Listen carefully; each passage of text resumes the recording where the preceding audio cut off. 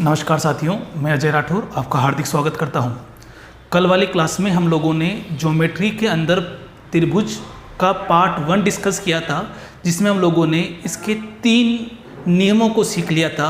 अब उस 3 नियमों के बाद आज चौथा नियम चलेगा और उस चौथे नियम के अंदर हम लोग समकोण त्रिभुज को डिस्कस करेंगे। ये इसका चौथा नियम चल रहा है, पार्ट बी है इसमें और चौथा नियम चल रहा है। और इस चौथे भाग में हम लोग डिस्कस करेंगे समकोण त्रिभुज को। वीडियो लेक्चर बड़ा होगा ये वाला। आज वाली क्लास में हम समकोण त्रिभुज को और समबाहु त्रिभुज को डिस्कस करेंगे। समकोण त्रिभुज के अंदर देखिएगा, सभी जानते हैं और बताया भी था आपको पार्ट 1 के अंदर कि समकोण त्रिभुज में कंडीशन कौन सी होती है।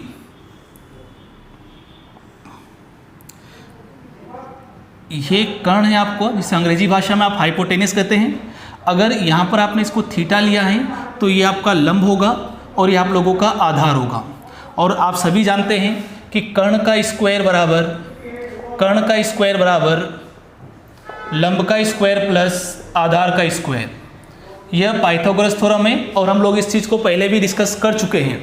अब कुछ पॉइंट ऐसे आते हैं, जनरली जब भी ट्राइंगल का क्वेश्चन आए और 3 साइड दी हो तो 80% केस में वह समकोण त्रिभुज होगा। इसमें देखिएगा, कर्ण स्क्वायर बराबर लंब स्क्वायर प्लस आधार स्क्वायर को संतुष्ट करने वाली कुछ भुजाएं हम लोग लिखेंगे, जिन्हें हम लोग ट्रिपलेट्स कहते हैं, त्रिक बिंदु कहते हैं। और उन त्रिक बिंदुओं को देखिएगा आप लोग, अगर लंब 3 है, आधार 4 है तो कर्ण आप लोगों का 5 होगा।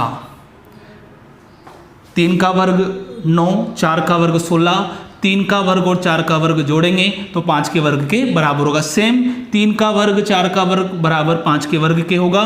3, 4, 5 इनके मल्टीपल भी होंगे। मल्टीपल जैसे 3 का मल्टीपल आप 2 से ले लीजिएगा, यानी कि 6, 8, 10 और मल्टीपल ले लीजिएगा। मैं आपसे कहूँ 300, 400 और 500।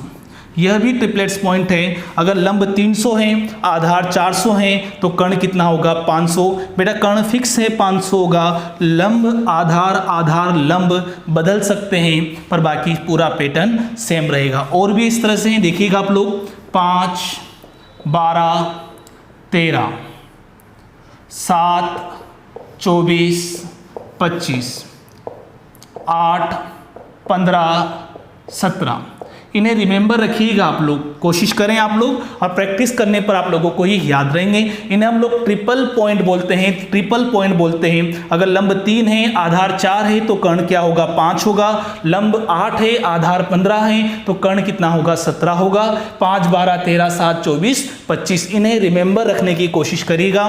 ये आए कहाँ से? सेम फंडा यहाँ से, कर्ण का स्क्वायर बराबर लंब का स्क्वायर प्लस आधार का स्क्वायर। ऐसे नॉर्मल प्रश्न नहीं आएंगे। प्रश्न जो आपको जो मिलेंगे ना, वो वीडियो के एंड में मिलेंगे। अभी तो बस एक इनिशियलाइजेशन कर रहे हैं हम लोग इसको।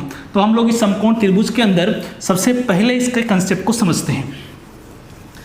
पार्ट 1 में हम लोगों ने त्रिभुज के एरिया का एक फॉर्मूला लिखा था और त्रिभुज के एरिया का फॉर्मूला एक और यह भी है। अब इसको ए बोल दीजिएगा, इसको बी बोल दिया, इसको क्या बोल दिया? सी बोल दिया। त्रिभुज का जो एरिया होता है बेटा, वो क्या होता है? 1/2 बेस इंटू हाइट, आधार इंटू ऊंचाई। यह फॉर्मूला भी सभी त्रिभुजों के लिए लगता है, लेकिन सामान्यतः यह समकोण त्रिभुज में ज़्यादा सुटेबल इसलिए होता है क्योंकि इसमें जो लंब होता है वही क्या होती है? ऊंचाई होती है। यानी कि इसका जो एरिया आ जाएगा वो क्या आ जाएगा? 1/2 ए इंटू बी। समकोण त्रिभुज का क्षेत्रफल 1/2 ए इंटू बी, जहाँ पर ए और बी क्रमशः लंब और आधार हैं। अब इसके ये बेसिक प्रॉपर्टी के बाद हम लोग इस पर समकोण त्रिभुज के अंदर हम लोग 4-5 रूल सीखेंगे और उन 4-5 रूल के अंदर आप लोगों को उसको क्वेश्चन मिलेगा और काफ़ी महत्वपूर्ण है। बिल्कुल स्लोली समझने की कोशिश करिएगा।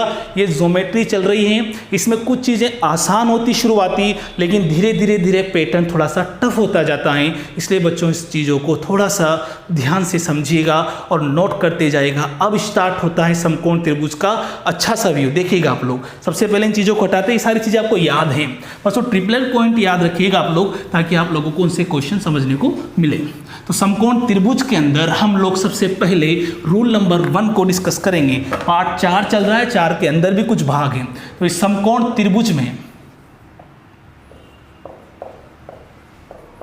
इस समकोण त्रिभुज के अंदर सबसे पहले पार्ट 4 हैं और 4 के अंदर पहला रूल देखिएगा आप लोग, बहुत महत्वपूर्ण है बेटा। ये समकोण त्रिभुज है, ये समकोण त्रिभुज, इसमें आपने इसको ए बोल दिया, इसको बी बोल दिया और इसको सी बोल दिया। अब देखिएगा आप सभी को पता है कि इसका क्षेत्रफल क्या होगा, तो इसका क्षेत्रफल होगा, इसका एरिया होगा 1/2 ए इंटू बी। एक छोटा सा प्रूफ होगा यहाँ पर, इसका जो एरिया होगा वो क्या होगा 1/2 ए इंटू बी। अब ध्यान रखिएगा मैंने इस समकोण बनाने वाले बिंदु से कर्ण पर एक लंब डाला, परपेंडिकुलर डाला। ये आवश्यक नहीं है बच्चों कि ये वाली साइड और ये वाली साइड बराबर हो, ये कोई जरूरी नहीं है, हो भी सकती है जब ये समद्विबाहु त्रिभुज होता तब, अभी फिलहाल नहीं है।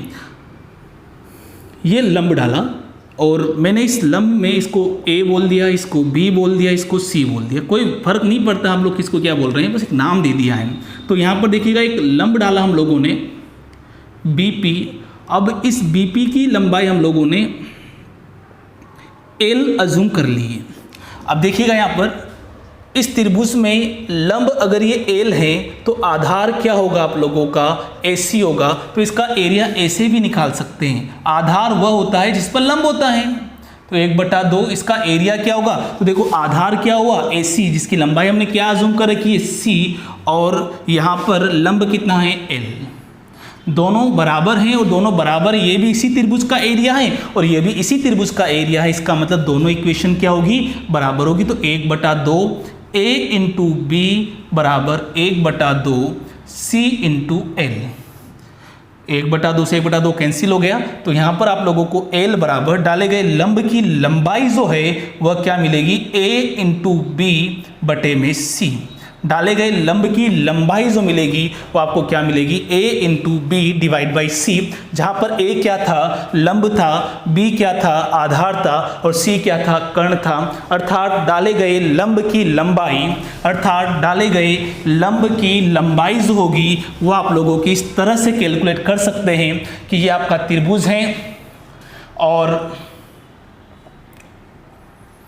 ये लंब है, ये आधार है और ये कर्ण है और ये डाले गए लंब की लंबाई p है। तो डाले गए लंब की लंबाई लंब इंटू आधार बटा कर्ण। पहला पॉइंट, डाले गए लंब की जो लंबाई होगी वह क्या होगी, लंब इंटू आधार बटे कर्ण। अगर इस पर प्रश्न आता है तो आपको लंब इंटू आधार बटे कर्ण समझना पड़ेगा। ये डाले गए लंब की लंबाई हैं, काफ़ी महत्वपूर्ण है और ये वॉल्यूम में भी काम आता है। जब हम लोग आयतन डिस्कस करेंगे तब भी ये काम आएगा। मैंने प्रूफ इसलिए किया ताकि आपको रिमेंबर रहे, रिजल्ट तो वैसे भी आपको याद रखना है। डाले गए लंब की लंबाई लंब इंटू आधार बटे कर्ण, ये समकोण त्रिभुज की पहली प्रॉपर्टी थी। फिर इसकी दूसरी प्रॉपर्टी को समझते हैं, काफ़ी महत्वपूर्ण है। कुछ चीज़ें ऐसी होती हैं जिन्हें हम आगे प्रूफ करेंगे। ये एक समकोण त्रिभुज है, ध्यान से देखिएगा। समकोण त्रिभुज में इस भुजा की लंबाई a है, इस भुजा की लंबाई b है और वो आप लोगों की c है। अब मैं चाहता हूं कि समकोण त्रिभुज के अंदर बड़े से बड़ा वर्ग बनाना चाहता हूं। इस समकोण त्रिभुज के अंदर बड़े से बड़ा वर्ग स्क्वायर बनाना चाहता हूं। तो देखिएगा समकोण त्रिभुज के अंदर ये बड़े से बड़ा वर्ग हमने ड्रॉ किया है। समकोण त्रिभुज के अंदर बना बड़े से बड़ा वर्ग काफ़ी महत्वपूर्ण है। समकोण त्रिभुज के अंदर बड़े से बड़ा वर्ग, तो देखिएगा समकोण त्रिभुज के अंदर बड़े से बड़ा वर्ग जो है वो यह है और इसकी भुजा जो होगी वह क्या होगी। इस चीज़ का जो प्रूफ है, इस स्टेटमेंट का प्रूफ आप लोगों को समरूपता सिमिलरिटी जब पढ़ेंगे तब समझ में आएगा। फिलहाल आप लोग रिजल्ट रिमेंबर रखेंगे। तो इसकी जो भुजा होगी वह क्या होगी, a into B divide by a plus B.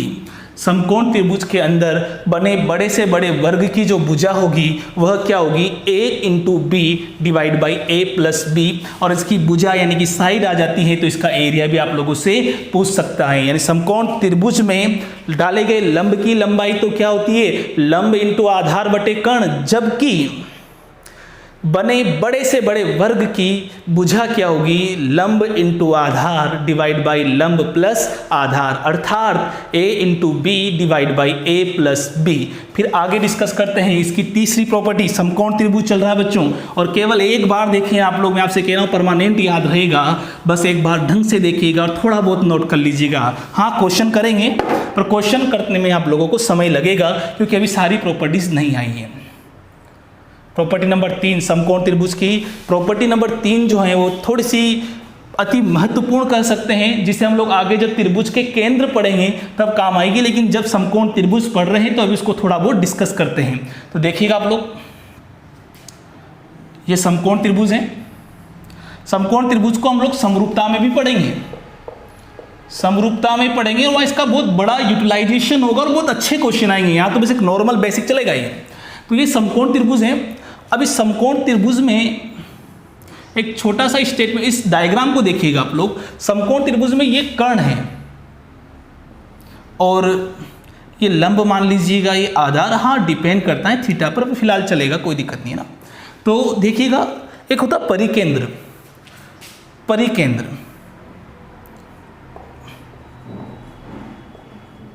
परिकेंद्र बहुत महत्वपूर्ण स्टेटमेंट लिखूंगा।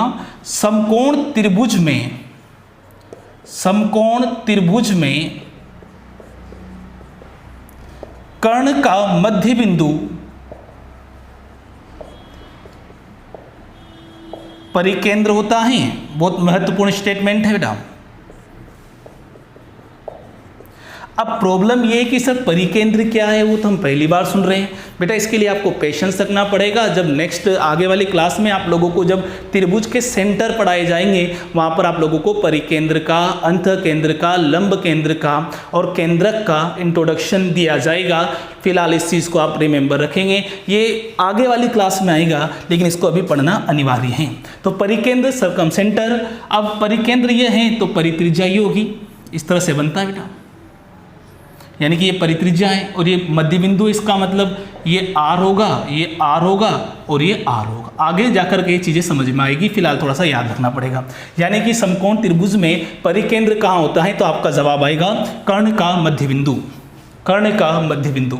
अब और आगे बढ़े हम लोग, इसका मतलब परित्रिज्या जो है, जिसे हम लोग कैपिटल R से डिनोट करते हैं, तो इसकी परित्रिज्या जो है वह क्या होगी, कर्ण बटे 2, कर्ण बटे 2। समकोण त्रिभुज में परिकेंद्र जो होगा वह कर्ण के मध्य बिंदु पर होगा, जबकि इसकी परित्रिज्या जो होगी वो क्या होगी, कर्ण बटा 2 होगी। बेटा ये परिकेंद्र है और ये जहां पर दोनों इंटरसेक्ट कर रहे हैं वह आप लोगों का ऑर्थो सेंटर अर्थात लंब केंद्र है। बहुत पूछा जाता है, यहाँ पर चित्र डायग्राम देकर के पूछा जाता है कि त्रिभुज में परिकेंद्र कहाँ होगा, केंद्रक कहाँ होगा। तो यहाँ पर देखिएगा कर्ण के मध्य बिंदु पर तो परिकेंद्र होगा और जहाँ ये समकोण बनाने वाली भुजाएं इंटरसेक्ट करती हैं वहाँ पर आप लोगों का क्या होगा, लंब केंद्र होगा। काफ़ी महत्वपूर्ण है, आप लोगों को ये आना चाहिए। समकोण त्रिभुज में जो बेसिक प्रॉपर्टी थी वो हमने अभी डिस्कस की है, लेकिन समकोण त्रिभुज की जब ज्योमेट्री आएगी, कोर ज्योमेट्री, वह समरूपता पढ़ने के बाद आएगी। तो हमने देखो समकोण त्रिभुज के अंदर 3 बातें सीखी हैं। पहली बात तो हमने सीखी है कि बने बड़े से बड़े वर्ग की भुजा a into B divide by a plus B होगी, जबकि इसमें परिकेंद्र जो है वो कर्ण के मध्य बिंदु पर होगा और समकोण बनाने वाले पर लंब केंद्र होगा और डाले गए लंब की लंबाई लंब इंटू आधार बटे कर्ण होगी, लंब इंटू आधार बटे कर्ण होगी। अब इससे हम 4 क्वेश्चन करेंगे और उसके बाद हम लोग फिर समबाहु त्रिभुज को डिस्कस करेंगे। जब आप लोग डिस्क्रिप्शन में, वीडियो के डिस्क्रिप्शन में आप लोगों को एक लिंक दिया गया है, वहां पर आप लोगों को इसकी PDF मिल जाएगी। चलो आगे बढ़ते हैं, कुछ क्वेश्चंस बनाएंगे यहाँ पर, देखना आप लोग सभी, काफ़ी महत्वपूर्ण है। और मैं आपसे कह रहा हूं अगर आपके दिमाग में थ्योरी क्लियर है तो क्वेश्चन मात्र 30 सेकंड का है, मात्र 30 सेकंड का क्वेश्चन है। लिखने में मुझे टाइम लगेगा लेकिन आपको सोल्व करने में टाइम नहीं लगेगा। एक समकोण त्रिभुज में समकोण बनाने वाली भुजाएं, समकोण बनाने वाली भुजाएं क्रमशः 6 सेंटीमीटर तथा 8 सेंटीमीटर हैं तो समकोण त्रिभुज की परित्रिज्या होगी, समकोण त्रिभुज की परित्रिज्या होगी। बेटा जैसे ही क्वेश्चन आप लोगों के सामने आया है आपके दिमाग में इसका आंसर आ जाना चाहिए। तो समकोण त्रिभुज में समकोण बनाने वाली भुजा क्रमशः 6 सेंटीमीटर और 8 सेंटीमीटर हैं तो त्रिभुज की परित्रिज्या क्या होगी। तो देखिएगा परित्रिज्या, जैसे हम लोग डायग्राम बनाते हैं सबसे पहले ये आपका समकोण त्रिभुज हो गया और समकोण त्रिभुज में देखिएगा समकोण बनाने वाली भुजा सपोज करिएगा 8 और 6, आपको ट्रिपलेट्स बताए थे 8 6 10, याद करेगा प्रीवियस करेगा वीडियो को देखिएगा आप लोग। 8 6 तो कर्ण क्या होगा 10 होगा और आपको कि नहीं सर मैं तो रट ही नहीं सकता, तो कोई बात नहीं, कर्ण का स्क्वायर बराबर लंब स्क्वायर प्लस आधार स्क्वायर, 8 का वर्ग 64 और 6 का वर्ग 36, दोनों को जोड़ोगे 100, 100 का स्क्वायर रूट कितना आ जाएगा 10। तो कर्ण कितना आ गया 10। आपको बताया था परित्रिज्या, परित्रिज्या का जो फॉर्मूला है वो आप लोगों को बताया था। परित्रिज्या क्या होती है कर्ण बटे 2, कर्ण बटे 2, तो कर्ण कितना है आप लोगों का 10 बटे 2, यानी कि परित्रिज्या कितनी आ गई 5। अगर परित्रिज्या 5 आ गई है तो वो आप लोगों से परिवृत्त का क्षेत्रफल भी पूछ सकता है और परिवृत्त का क्षेत्रफल पूछेगा तो पाई आर स्क्वायर यानी कि पाई और 5 का वर्ग जो हो जाएगा 25, यानी कि 25 पाई हो जाएगा। काफ़ी इजी क्वेश्चन था, और बेटा इजी तभी है जब आप लोगों को इसकी थ्योरी पता है। अगर आप लोगों को इसको थ्योरी में नहीं आता है तो आप लोग क्वेश्चन नहीं कर सकते हैं। एक और प्रश्न बनाते हैं। एक समकोण त्रिभुज में, ट्रिपलेट्स याद रखिएगा आप लोग, एक समकोण त्रिभुज में समकोण बनाने वाली भुजा, समकोण बनाने वाली भुजा क्रमशः 5 सेंटीमीटर तथा 12 सेंटीमीटर है। और मैं फिर आपसे कह दूं को ये जरूरी नहीं कि हमेशा ट्रिपल पॉइंट दे, कुछ भी दे सकता है, पर हाँ संभावनाएं होती कि ये आते हैं। तो इस त्रिभुज के अंदर बने बड़े से बड़े वर्ग की भुजा होगी। अगर आप ध्यान से समझ रहे हैं तो इस प्रश्न का आंसर, जैसे मैंने प्रश्न खत्म किया है आप लोगों का आंसर आ जाना चाहिए। मैं क्वेश्चन को रिपीट कर देता हूं। एक समकोण त्रिभुज में समकोण बनाने वाली भुजा क्रमशः 5 सेंटीमीटर और 12 सेंटीमीटर है तो इस त्रिभुज के अंदर बने बड़े से बड़े वर्ग की भुजा होगी। तो आप याद करिएगा, अभी लिखाया था स्टेटमेंट आप लोगों को, ये समकोण त्रिभुज हो गया आप लोगों का। बेटा ये 5 है, ये 12 है, तो याद करो ये कितनी आ जाएगी 13। 5 12 13, हालांकि इसका यूज भी नहीं है यहाँ पर। अच्छा, भुजा का फॉर्मूला बताया था आप लोगों को, याद करिएगा भुजा का फॉर्मूला क्या बताया था, a into B divide by A plus B. यहाँ पर a कितना है 5, b कितना है 12, 5 प्लस 12 यानी कि 60 डिवाइड बाई 17 सेंटीमीटर, यानी कि इसके अंदर बने बड़े से बड़े वर्ग की भुजा जो होगी वह क्या होगी 60/17, 60/17 होगी। तो सेम अगर वो आपसे यहाँ पर वर्ग का क्षेत्रफल पूछता तो आपको पता है कि स्क्वायर का जो एरिया होगा वो भुजा स्क्वायर होगा, यानी 60 डिवाइड बाई 17 हो जाएगा आप लोगों का। तो इस समकोण त्रिभुज को हमने केवल एक बेसिक के रूप में समझा है। समकोण त्रिभुज जब हम समरूपता पढ़ेंगे वहाँ पर ये काफ़ी कॉम्प्लिकेट भी होगा और काफ़ी महत्वपूर्ण भी होगा। तो हम लोग आगे बढ़ते हैं अब समबाहु त्रिभुज, इक्विलेटरल ट्रायंगल की तरफ बढ़ते हैं। समबाहु त्रिभुज और काफ़ी महत्वपूर्ण है समबाहु त्रिभुज। एक बात और बता दूं मैं आप लोगों को, ज्योमेट्री के अंदर, इस ज्यामिति के अंदर समबाहु त्रिभुज अपना 20% रोल रखता है। यानी कि अगर 100 क्वेश्चन ज्यामिति के पूछे जा रहे हैं तो उनमें से 20 प्रश्न डायरेक्ट या इनडायरेक्ट समबाहु त्रिभुज से संबंधित होते हैं। तो देखिएगा समबाहु त्रिभुज, इक्विलेटरल ट्रायंगल, समबाहु त्रिभुज।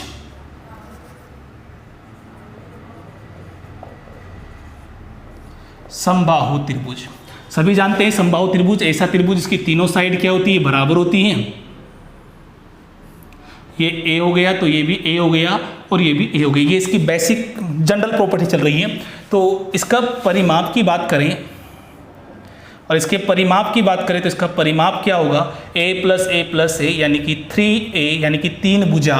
परिमाप के बाद इसकी हाइट की बात करें, ऊंचाई की बात करें तो इसकी ऊंचाई होगी √3/2 इंटू भुजा। और इसके क्षेत्रफल की बात करें तो इसका जो क्षेत्रफल होगा, एरिया जो होगा, इसका एरिया जो होगा, अगर नहीं दिखाई दे रहा है तो मैं बोल दूंगा √3/4 √3/4 इंटू भुजा स्क्वायर। इसका एरिया जो होगा वो √3/4 भुजा स्क्वायर होगा। ऊपर लिख देता हूँ √3/4 ए स्क्वायर होगा। ये समबाहु त्रिभुज का एरिया, हाइट और परिमाप है। अब इसकी कई महत्वपूर्ण प्रॉपर्टीज हैं, उसको समझिएगा। एक समबाहु त्रिभुज के अंदर, एक समबाहु त्रिभुज में ऊंचाई, माध्यिका,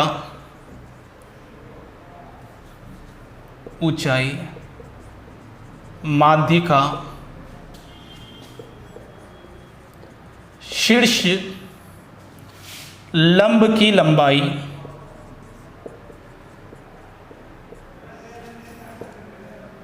कोणों के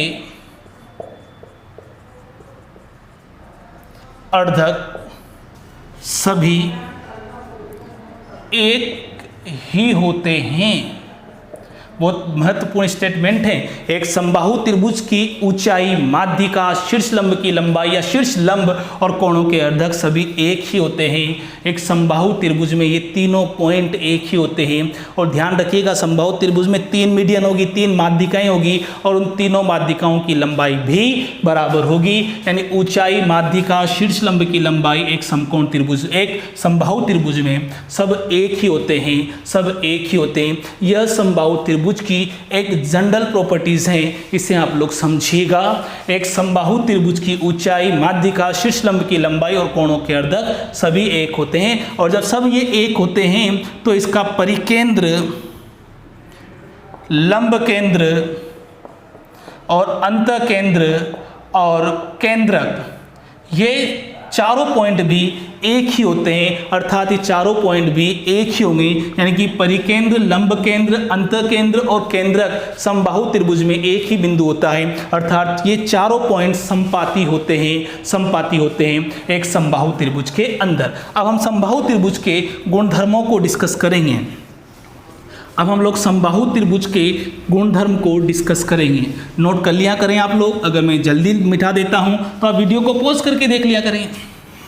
चलो बढ़ते हैं आगे। समबाहु त्रिभुज के अंदर सबसे पहले हम लोग इसके पहले गुणधर्म को डिस्कस करेंगे और काफी महत्वपूर्ण है ये। समबाहु त्रिभुज की परित्रिज्या तथा अंतःत्रिज्या, इनके फॉर्मूलों को जो हम लोग प्रूव करेंगे और इनका प्रूफ जो आएगा वो त्रिभुज के केंद्र में आएगा, अंतःत्रिज्या। बच्चों ध्यान से समझना आप लोग, परित्रिज्या और अंतःत्रिज्या ये समबाहु त्रिभुज है। हाँ, यहां पर केवल फॉर्मूलों को डिस्कस किया जाएगा, इनके प्रूफ आप लोगों को अगले वाली क्लास में मिलेंगे। परित्रिज्या तथा अंतःत्रिज्या ये समबाहु त्रिभुज है, ए बी सी। देखिएगा ध्यान से, इस समबाहु त्रिभुज में ये हो गया अंतःवृत्त और इस समबाहु त्रिभुज में ये हो गया परिवृत्त। ये हो गया परिवृत्त। ये अंतःवृत्त की त्रिज्या स्मॉल r है और ये परिवृत्त की त्रिज्या कैपिटल R है। ध्यान रखिएगा, परित्रिज्या कैपिटल R है और अंतःत्रिज्या स्मॉल r है। यह अंतःत्रिज्या और यह परित्रिज्या। अब इन सभी स्टेटमेंट में देखिएगा कि यहां जो R होगा वह होगा आप लोगों का भुजा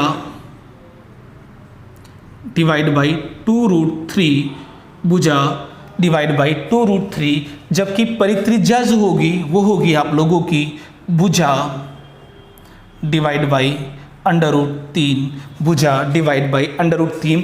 इन दोनों स्टेटमेंट के प्रूफ आप लोगों को नेक्स्ट क्लास में मिलेंगे। तो देखिएगा यहाँ पर परित्रिज्या जो है वो भुजा बटा √3 है, जबकि अंतःत्रिज्या जो है वो कितनी है, भुजा डिवाइड बाई 2√3 है, 2√3 है। अच्छा, इनका रेशियो निकालते हैं हम लोग। तो ये परित्रिज्या r है और ये अंतःत्रिज्या r है। बेटा इनका रेशियो निकालेंगे तो भुजा a डिवाइड बाई 2√3 रेशियो भुजा को a मान लिया बटे √3, √3 से √3 कैंसिल हो गया आप लोगों का, और √3 से √3 कैंसिल हो गया, a से a कैंसिल हो गया। तो आप लोगों का क्या आया, इधर तो बचा 1 और उधर कितना 2, यानी कि सॉरी उल्टा हो गया था, ये परित्रिज्या a बाई √3 थी और ये 2 डिवाइड बाई √3, √3 से √3 कैंसिल हो गया, a से a कैंसिल हो गया, ये 2 इधर आ जाएगा, 2:1। हाँ उल्टा लिख दिया था, कोई बात नहीं, 2:1। यानी कि एक समबाहु त्रिभुज में परित्रिज्या और अंतःत्रिज्या का जो अनुपात होता है, चाहे भुजा कुछ भी हो, एक समबाहु त्रिभुज के अंदर परित्रिज्या और अंतःत्रिज्या का जो अनुपात आएगा वो अनुपात कितना आएगा, 2:1 आएगा। अच्छा, ये जो फॉर्मूला लिखा गया है ये ओनली फॉर इक्विलेटर, केवल समबाहु त्रिभुज के लिए ही है, अन्य त्रिभुज की यहाँ बात की नहीं जा रही है। तो बच्चों के दिमाग में आता है कि सर अगर मान लो त्रिभुज समबाहु नहीं है तो क्या उसकी परित्रिज्या अंतःत्रिज्या को ज्ञात किया जा सकता है? यस, किया जा सकता है। उनको हम लोग त्रिभुज के केंद्र में डिस्कस करेंगे। इन शब्दों को भी रिमेंबर रखिएगा कि ये चीजें कहाँ आगे जाकर के कौन से लेक्चर में मिलेगी, तो त्रिभुज के केंद्रों में मिलेगी आप लोगों को। परित्रिज्या भुजा बटा √3 और अंतःत्रिज्या भुजा डिवाइड बाई 2√3। अगर त्रिज्या का अनुपात 2:1 है तो बेटा इनके क्षेत्रफलों का अनुपात क्या होगा, तो आपका जवाब आएगा 4:1। त्रिज्या का स्क्वायर कर देते हैं तो एरिया आ जाता है, तो क्षेत्रफल जो आएगा वो क्या आएगा, 4:1 आएगा, 4:1 आएगा। यानी कि समझिएगा, ध्यान से समझना बेटा आप लोग, अगर अंतःवृत्त का क्षेत्रफल 1 है तो परिवृत्त का क्षेत्रफल क्या होगा, 4 होगा। अगर परित्रिज्या 1 है, परित्रिज्या 2 है तो अंतःत्रिज्या कितनी होगी, 1 होगी। अरे अंतःत्रिज्या से डबल होती है परित्रिज्या, और अंतःवृत्त के क्षेत्रफल का 4 गुना होता है परिवृत्त का क्षेत्रफल। इन दोनों स्टेटमेंट को समझिएगा और उसी स्टेटमेंट से हम लोग एक डायग्राम बनाएंगे और उसको समझेंगे। बोर्ड पर ध्यान से देखिएगा आप लोग, ये समबाहु त्रिभुज है जिसकी भुजा a मान लीजिएगा, वोटेवर जो आपके दिमाग में आए वो मानिएगा आप लोग। ये समबाहु त्रिभुज हैं और समबाहु त्रिभुज के अंदर बना ये अंतःवृत्त हैं, और इस अंतःवृत्त और ये परिवृत्त।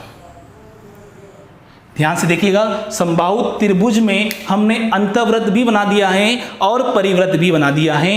अब देखिएगा इस स्टेटमेंट को समझिएगा, 4:1 में होता है, यानी कि अंतःवृत्त का क्षेत्रफल 10 है ना, तो परिवृत्त का क्षेत्रफल 40 होगा, 4 गुना होगा।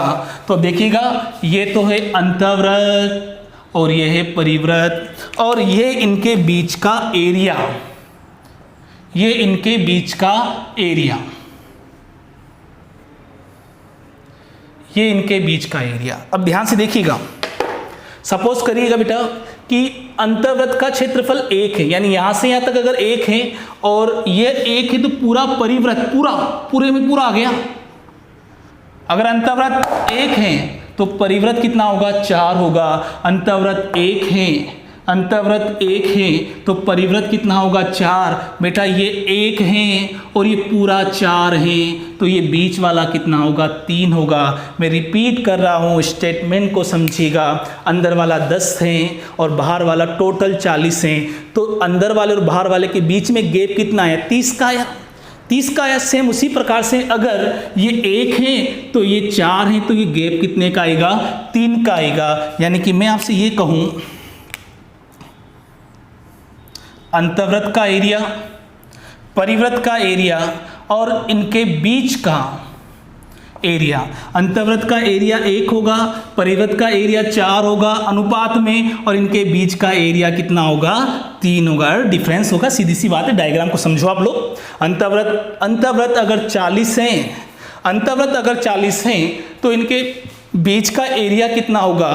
तो बीच का एरिया देखो, अंतःवृत्त 40 है यानी 1 बराबर 40 है, तो 3 बराबर कितना हो जाएगा? 120, यानी कि कितने हो जाएगा? 120। काफ़ी महत्वपूर्ण स्टेटमेंट है ये, यानी ध्यान रखिएगा, एक समबाहु त्रिभुज में अंतःवृत्त, परिवृत्त और उनके बीच का जो एरिया है उसमें अनुपात होगा 1:4:3 होगा। काफ़ी महत्वपूर्ण है और बहुत अच्छे यहाँ पर क्वेश्चन आते हैं। इसकी पीडीएफ के लिए आपको वीडियो के डिस्क्रिप्शन में मेरे टेलीग्राम चैनल का लिंक दिया गया है, उस पर क्लिक कर लीजिएगा, वो ओपन हो जाएगा आप लोगों का। चलो क्वेश्चन करते हैं इस पर। एक समबाहु त्रिभुज की भुजा 2√3 सेंटीमीटर हैं, तो इसके अंतःवृत्त का क्षेत्रफल होगा। प्रैक्टिस इतनी करिएगा कि क्वेश्चन जैसे मैं लिखूं आपके आंसर आने चाहिए। तो इसके अंतःवृत्त का क्षेत्रफल होगा। चलो देखना आप लोग, एक समबाहु त्रिभुज की भुजा 2√3 है, क्या पूछा है? अंतःवृत्त का क्षेत्रफल। बेटा अंतःवृत्त का क्षेत्रफल कब मिलेगा? जब तेरे पास अंतःत्रिज्या हो। और अंतःत्रिज्या कब आएगी? जब अंतःत्रिज्या का फॉर्मूला याद हो। किसके लिए? समबाहु त्रिभुज के लिए। बोलो अंतःत्रिज्या का फॉर्मूला क्या है समबाहु त्रिभुज के लिए? तो आपका जवाब आएगा भुजा डिवाइड बाई 2√3, यानी कि ये अंतःत्रिज्या r बराबर भुजा डिवाइड बाई 2√3। भुजा कितनी है बेटा? 2√3, और यहाँ नीचे भी कितना है? 2√3। दोनों ही कैंसिल हो जाते हैं, तो आपके सामने कितना आता है? 1 आता है। यानी कि इस समबाहु त्रिभुज की परित्रिज्या कितनी आ गई है? 1 आ गई है। अरे त्रिज्या 1 आ गई है तो क्षेत्रफल भी तो आ जाएगा। तो अंतःवृत्त का क्षेत्रफल क्या होगा? पाई r²। पाई और r की जगह क्या लिखेंगे? 1 का स्क्वायर, यानी कि पाई वर्ग सेंटीमीटर इसका एरिया होगा। 1 का स्क्वायर तो 1 होता है, मत लिखो, वर्ग सेंटीमीटर। अर्थात अंतःवृत्त का क्षेत्रफल कितना हो गया? पाई वर्ग सेंटीमीटर हो गया। अगर आपसे यह पूछा जाता कि बताओ अंतःवृत्त का क्षेत्रफल पाई है, तो बताइएगा अंतःवृत्त और परिवृत्त के बीच का क्या होगा? तो आपको याद है अंतःवृत्त का क्षेत्रफल पाई है, तो परिवृत्त का कितना होगा? 4 गुना होगा। अरे 1:4 होता है ना, तो परिवृत्त का क्या होगा? 4 गुना होगा। और इनके बीच का एरिया क्या होगा? तो आपका जवाब आएगा 3 गुना किसका? अंतःवृत्त का। तो कितना होगा? 3 पाई होगा। एक ही बार में आप क्वेश्चन को बना सकते हैं। अंतःवृत्त का क्षेत्रफल पाई, परिवृत्त का कितना आ जाएगा? 4 पाई, और इनके बीच का एरिया कितना आ जाएगा? 3 पाई आ जाएगा। और आगे बढ़ते हैं, ध्यान रखिएगा समबाहु त्रिभुज में परित्रिज्या अंतःत्रिज्या के कंसेप्ट काफ़ी महत्वपूर्ण हैं, लेकिन ये एक अच्छे लेवल का तभी आएगा जब आप लोगों को ज्योमेट्री की सारी क्लासें आप लोगों को समझ में आए। बिल्कुल जीरो से उठाया है, बार बार पढ़िएगा इन चीज़ों को। चलो आगे बढ़ते हैं। समबाहु त्रिभुज की दूसरी प्रॉपर्टी के अंदर हम लोग डिस्कस करेंगे, काफ़ी महत्वपूर्ण है और थोड़ा सा टफ भी है। इसका प्रूफ किया जाएगा। प्रूफ इसलिए करवाया जाता है ताकि दिमाग में आपके तार बने गणित के। ये भुजा ए, भुजा ए, भुजा ए, और ये कोई भी आंतरिक बिंदु हो सकता है, कहीं भी हो सकता है समबाहु त्रिभुज के अंदर। ये आंतरिक बिंदु समबाहु त्रिभुज के अंदर कहीं भी हो सकता है। और इस समबाहु त्रिभुज के इस आंतरिक बिंदु से इस भुजा पर डाले गए लंब की लंबाई P1, और इसी बिंदु से इस भुजा पर डाले गए लंब की लंबाई P2, और सेम इसी तरीके से इस बिंदु से इस वाली भुजा पर डाले गए लंब की लंबाई P3 है।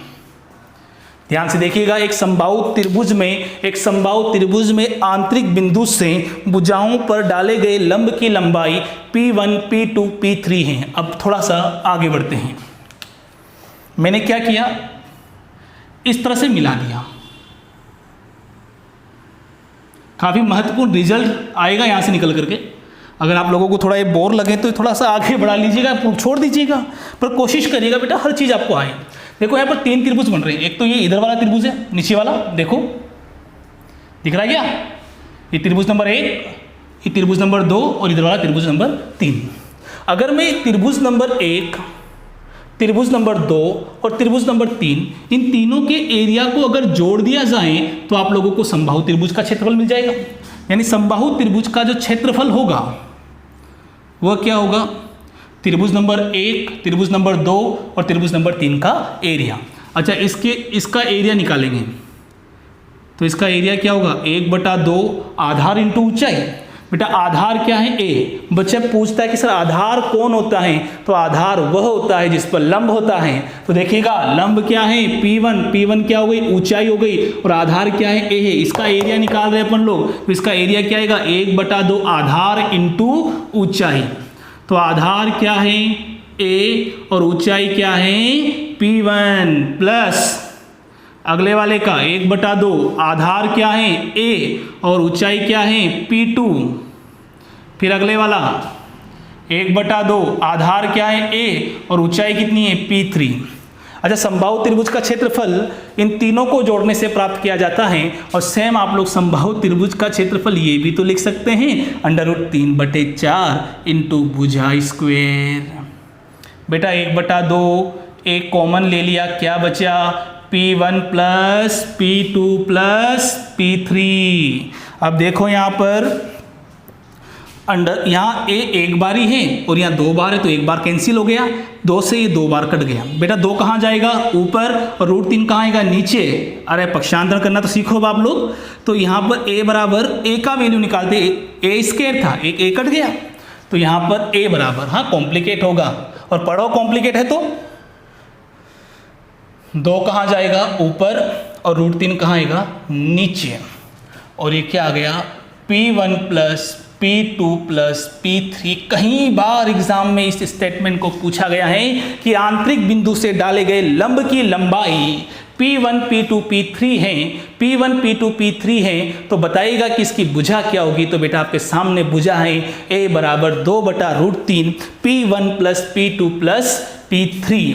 और इसको हटा दीजिएगा और कंक्लूजन लिख देते हैं हम लोग। तो समबाहु त्रिभुज की भुजा आंतरिक लंबों के पदों में क्या होगी, a बराबर 2/√3। जैसे ही वीडियो देखें आप लोग, इसकी PDF को लिंक में से डाउनलोड करिएगा और सोल्व करिएगा। P1 plus P2 plus P3 ये इसकी भुजा है, जहां पर P1 plus P2 plus P3 आंतरिक बिंदु से डाले गए लंब की लंबाइयों का योगफल है या लंब है। देखिएगा अच्छा भुजा आ गई, तो इसका क्षेत्रफल भी आप लोग प्रूव कर सकते हैं। तो इसका क्षेत्रफल आएगा 1/√3 P1 plus P2 plus P3 का होल स्क्वायर। बेटा जब भुजा आ गई है तो फॉर्मूले में लिख देना, आ जाएगा आप लोगों को। यानी कि आंतरिक लंबों के पदों में इसका परिमाप, इसका भुजा और इसका क्षेत्रफल आप लोग फाइंड आउट कर सकते हैं। ध्यान रखिएगा समबाहु त्रिभुज में माध्यिकाएं, शीर्ष लंब की लंबाई, अर्धक सभी एक ही बिंदु होते हैं, और जब सभी एक ही बिंदु होते हैं तो इनसे बनने वाली टर्म्स भी सेम बनेगी। यानी कि परिकेंद्र, अंतकेंद्र और लंब केंद्र सभी एक ही रहेंगे। ये समबाहु त्रिभुज था। क्वेश्चन आप लोगों को मिल जाएंगे PDF में। ये आप लोगों का पार्ट B है, जिसके अंदर हम लोगों ने समकोण त्रिभुज और समबाहु त्रिभुज को समझा है। काफ़ी आगे बढ़ेगा अभी, ये तो बहुत नॉर्मल है। बच्चे पूछते हैं कि समबाहु त्रिभुज का प्रत्येक कोण क्या होगा। भैया सबको पता होता है कि 60 डिग्री होगा। हर चीज़ें बताई जाएं ये जरूरी नहीं होती हैं। जब तीनों कोण बराबर होंगे तो 180 में 3 का डिवाइड लगा दीजिएगा, आ जाएगा आप लोगों का। कल आने वाली क्लास में हम लोग त्रिभुज के केंद्रों को डिस्कस करेंगे, जो कि काफ़ी महत्वपूर्ण होगा। पर ध्यान रखिएगा समबाहु त्रिभुज आगे जाकर के फिर आएगा, और वहीं समकोण त्रिभुज भी वापस आएगा। इनके क्वेश्चन आप लोग PDF से डाउनलोड कर सकते हैं। धन्यवाद।